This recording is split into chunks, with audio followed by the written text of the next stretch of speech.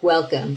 I am so excited to have you coming and attending the Intergenerational Work Training. My name is Tonnelly of Beyond Thinking, an anti-racist coaching and facilitation practice. I am so thrilled to share this screen with you with Karimah Edwards. Karimah, will you introduce yourself? Yes, hi, welcome. I'm Karimah Edwards, and I am the owner and principal at Hummingbird Community Cooperation, a community building and capacity building consulting firm. Thank you so much, Karimah. We're so excited to share some time with you, in part because we recognize that in this work, there's a lot of trauma, there's a lot of pain, there's a lot of hurt. There is a lot of confusion and nervousness, as well as we are living through a time where there's just multiple traumas happening at the same time. In addition to, as we record this, I know that I am sitting on the land of the traditional Tongva people, and that I still get to benefit from the colonization that occurred, the stealing of the land and the resources, and the attempts to squash out culture. And so it's important to acknowledge that we are, as we lean into this conversation and we're carrying our own traumas, we're also still residing on the land of a stolen land from the indigenous communities, no matter where we are. Today, we're going to talk a little bit about some of the unique and shared components of different generations. We're going to debunk a few myths about what we think about the different generations, as well as talk about the benefits of intergenerational relationships. Karimah, anything you'd like to add before we move on? I'm just excited to be talking about this topic. A lot of what we learn, I think, comes from interacting with multiple generations. So looking forward to the discussion, and thank you all for being here. Fantastic. So let's just jump right in. When we talk about the generations, there's always narratives about each generation. Who was strong, who was resolute, who was survivors, as well as who's lazy, who's inconsiderate, who's any of those tropes you can think about. But there's some realities throughout the different generations that are both unique, but also shared. There have been racial inequalities and inequities throughout every generation since the formation of this country. And we can look back centuries to really identify some of the ones that we would be horrified by today. But the truth is, we can look back within our lifetimes, throughout our lifetimes, to see some of the differences and transformation and issues that were getting raised up.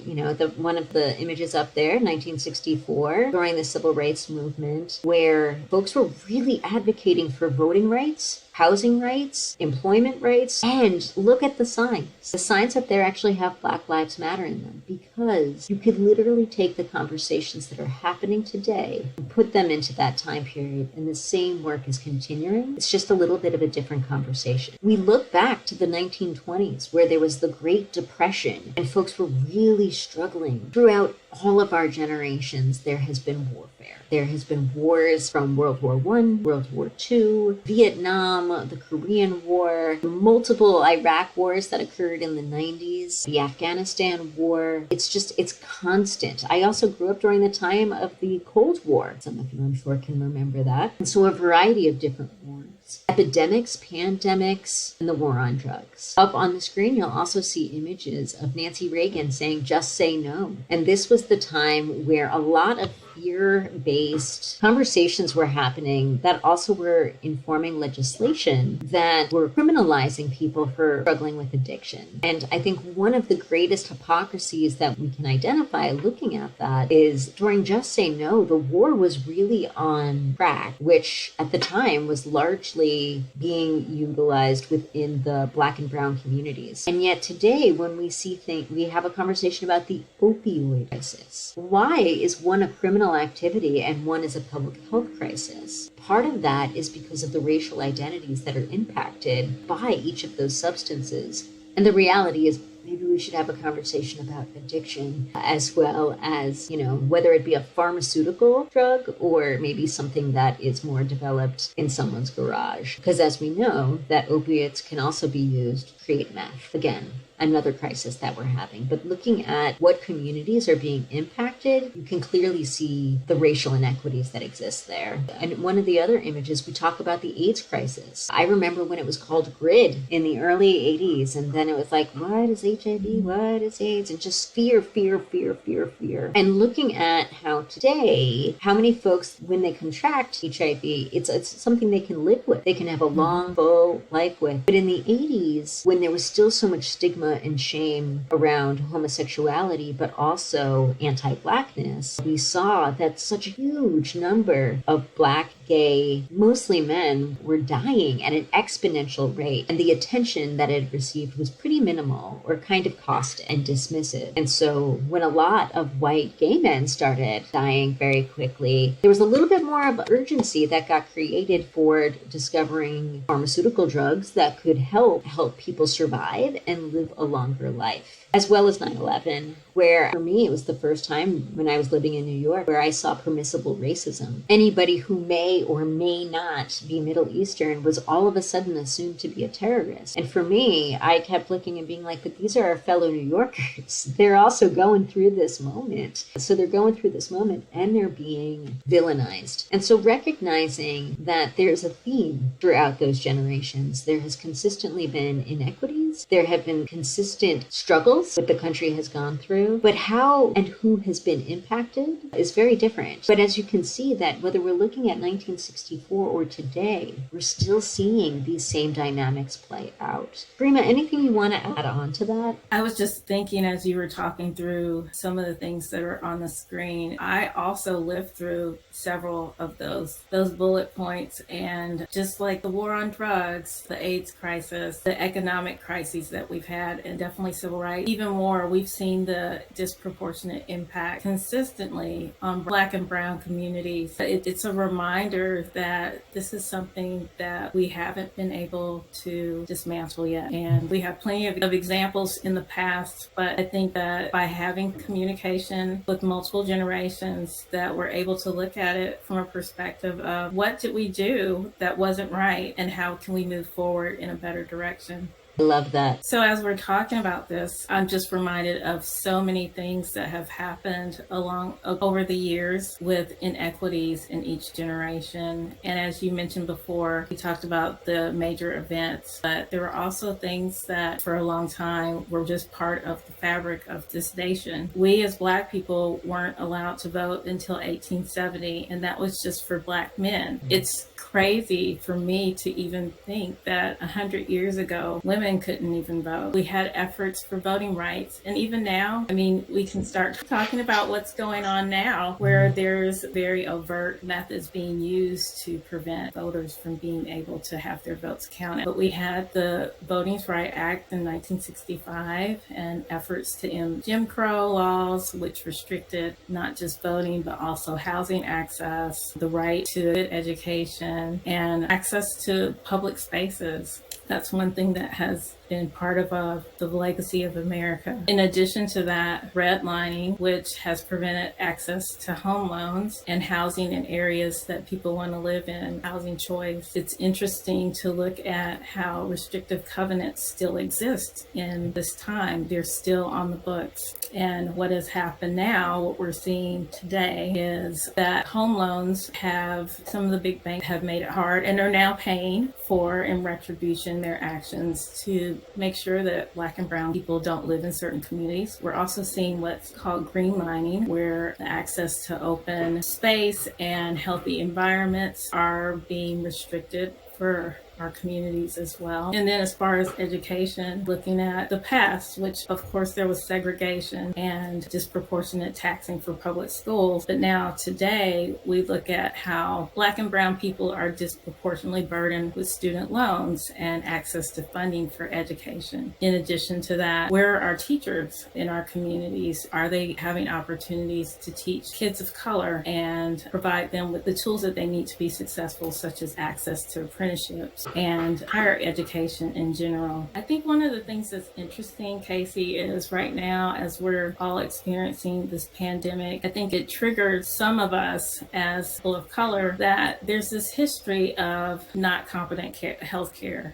There's this history of a distrust in healthcare because of some of the things that have happened, such as the Tuskegee experiment, which Black people are acutely aware of the history of using us as essentially guinea pigs, kind of objectifying us in a way where we're not seen as humans, taking that humanity away and using us to experiment. So as we look at the pandemic and the distrust that goes along with getting vaccinations, there's this history that goes along with that. But also, I think we're becoming more aware of the disproportion in how we are being treated when we are going and seeking healthcare, and that it's been found that if you have Black or brown skin, that sometimes healthcare providers are less likely to listen to you, which further impacts our health. And then as we think about access to employment, we've had a history of bias in hiring and management and employment access. There's these intersections that go along with that. As we look at access to living wage jobs, how does that impact where you live? How does that impact health? And also how we credential jobs. And all of these, like, they go together, because if you're not getting access to education, funding for education, but you don't have the credentials to get the job, how is that impacting your access to employment? It's a really interesting conversation about all these inequities that historically have happened in each generation, but also that they're still happening, and we're still seeing a lot of this going on today. Karimah, I really appreciate you bringing that point in too, because hindsight allows us to feel superior, right? Like, I would never do that. We would never do that. We wouldn't tolerate that anymore. And so there's this tension that arises when we've looked back at moments of history and being like, no good. Why is it hard to listen to when we're hearing it in the present day? As well as that part around, why don't we believe folks when they share story? And it brings me to that point of how much story is passed down intergenerationally, how much story is not included in textbooks, how much story is not a part of mainstream learning, and how important that storytelling is for many, many communities, but how much we miss out on when we don't get to hear it as well. And I think this is why it's important for us to have these intergenerational relationships. We've mentioned earlier that there's different things that we say for different generations. These folks were strong. These folks were resilient. These folks were this or that. This group is lazy. And it's funny because as I had the privilege of aging, when I was younger, I definitely heard that there was a silent, strong generation. I definitely heard that there were everybody like jumping into during World War II to help each other out. And there was this grit that folks had. But what I was hearing about the generation I was a part of, which is Gen X, is that we were lazy, that we were ungrateful, that we were spoiled, that we were entitled, that we expected things handed to us, and so forth and so on. And now, still Gen X, I'm hearing things like, we're hardworking. We're the hardworking ones. We know what we're talking about. And this idea that a generation could be irrelevant or that a generation could be entitled. It does kind of bring up of like, how did these myths get created? And so, not being a subject matter expert on these myths, I do want to share a quick video with you with somebody who has spent some time doing some research on this.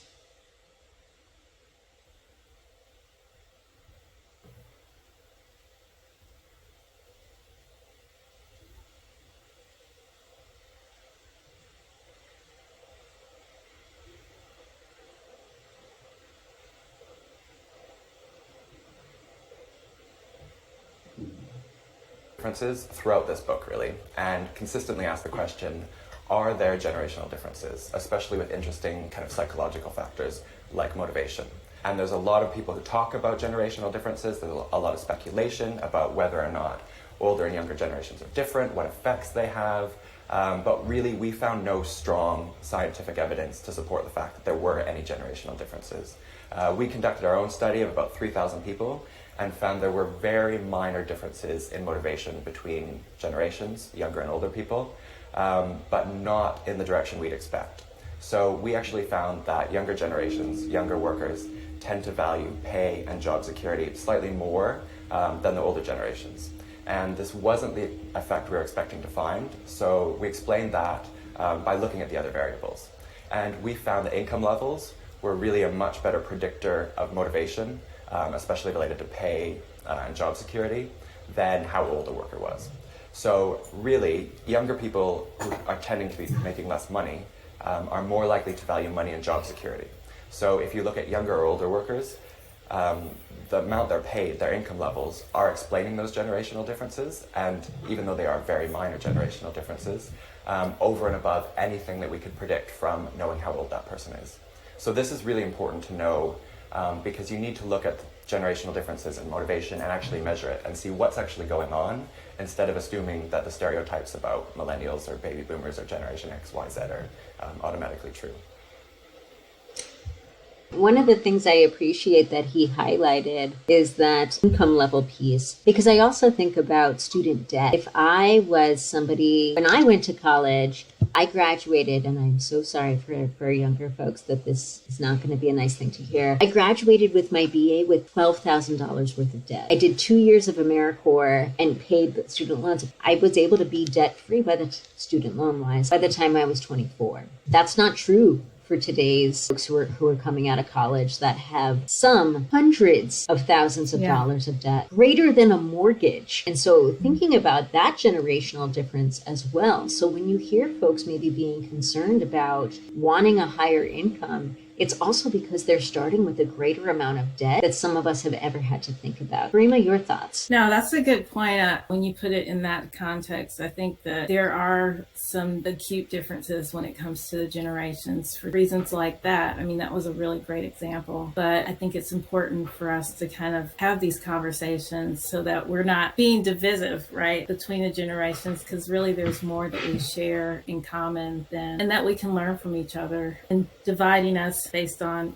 how different each generation is. I mean, maybe that's why history repeats itself, is when we stop listening to the different generations. That's my own little phrasing. That's not a stated fact. So as we were discussing, there's so many benefits to having those intergenerational relationships and the conversations and the discussions that go along with that. I know, Casey, that you and I both share our love for our late grandmothers. And when I look at the screen, I just think about all the things that she gave to me through the lessons that I learned from her, whether it was sharing history of our family and our background that otherwise I would not have known, lessons that were simple lessons like how to do things around the house, how to cook. But also, my grandmother was a single parent, so she taught me like how to be a mom and be strong and manage my finances when I was single parenting myself. But also being able to have that connection. There's so much richness that goes along with the connections of being able to engage with someone that is not within your generation but has this lived experience to share. And sometimes that does take the form of mentorship, like I feel like my grandmother did. Had other people that have been so supportive of me that have been both older and younger. I don't think that there's one way that it has to be. I've learned from people that were much younger than me as well as from elders in my community. But I think one thing that's so just beautiful about these relationships is there are these stories that are shared that tell you a lot about them, but for me, I get something out of it for myself. Like I was speaking about my grandmother just talking to me about her experiences. Do you have memories from having conversations with your grandma and the elders in your life? There's just such an opportunity, even with gardening, there's such an opportunity to engage with other folks at any point and have those lessons, connection, mentorship, stories, sharing those stories. I have so many. I feel so fortunate that, my grandma was like my hero and taught me so many things. Also about like the kind of person I wanted to be. I have her tattooed like her name. I have her name tattooed right here. And every once in a while, I'm like, how am I doing? I just check in and I think about how she still shapes me. She still informs me. She still gives me strength and she still gives me hope, and how fortunate I am for that. As well as I have some colleagues that I've worked with who some are 10, some are 20, some are 25 years older than I am. And I'm getting to have the experience now of getting to work with folks who were 10, 15, getting to that 20 point, years younger than I am, and just feel so appreciated for different lenses, different stories, different experiences. I just cannot understand the experience of being 21 today in these times, nor can I understand the experience of being 68 in these times in this day. But I want to hear both. And I know that there's lessons and values and connection through those conversations. And so thank you for giving me that moment to share, because I just feel like my life has been so positively impacted by having intergenerational relationships. Absolutely. I think it is something that really does center us in humanity. I just think, for example, my children, a lot of times I'm rushing to do things in a hurry, and children have a different perspective on things. Like, they want to stop and look at the bird that is intriguing to them, or they want to stop and literally pick a flower or smell the flower. And these are the things that I forget sometimes, that these are the gifts that we have, in the moment. And so it reminds me to be a human and be present, and enjoy those moments. So I think that that's one of the things that is a really big takeaway for me, is that we're all human, we're all doing this life, and it's better when we do it together and share our experiences. This, I think, is such a great example of stories that we don't hear by reading our textbooks or that we learn in history class, but are really important to hear. The war was on, and so I was escorted from the hospital by an FBI guy to join my parents at an internment camp in the middle of Arizona. And what do kids know about wars, I was happy to be walking. They said this kid would never walk. And I felt like I was some kind of big deal, because an FBI guy carrying a piece, being escorted, The first one we were in was called Gila, Gila, as in the Gila River. It was called the Gila River Internment Center. Well, Uncle Sam and we Americans, we like to use euphemistic words or invent words if we think certain other words are too harsh. So they called them relocation centers. They were America's versions of concentration camps. Anyway, I went there. I stayed about a year and a half, and we moved from Gila to Tule Lake. Tule Lake was right on the border of California and Oregon, way up north on the border. And the reason for that was my grandfather on my mother's side, he, at the time of all this separation when the war broke out, he ended up in Tule Lake with my uncle. And we went to Gila, Arizona.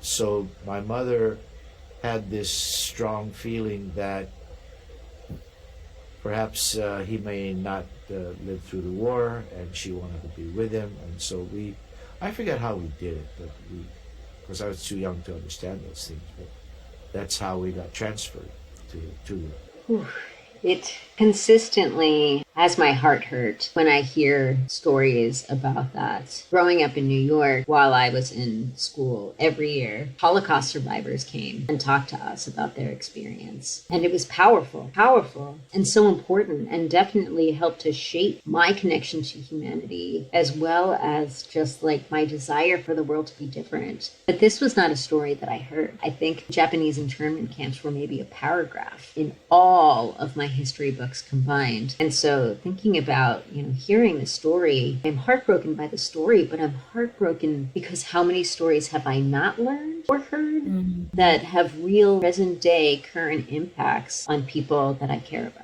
Absolutely. Yeah, I think that for me, understanding that the reality of these stories and what has been the picture that's been painted in those history books don't align. And it is, like you said, it's a way for us to connect with the human side of people, which is not what happened, in these instances, in these painful stories about history of different folks, especially Black and brown folks, is that the things that happened, there was not a connection to people's humanity humanity, and it's heartbreaking to see. And I think that's why the stories are reflected that way, because there was not the acknowledgement that these things were done in the past to real people, to real humans. And it is important to know because, like you said, people still are living through this, and this is part of who they are, and it's part of who we are. You know, as a community, it's part of who we are. As we wrap up this training, I want to invite all of you to take a moment to reflect on who are the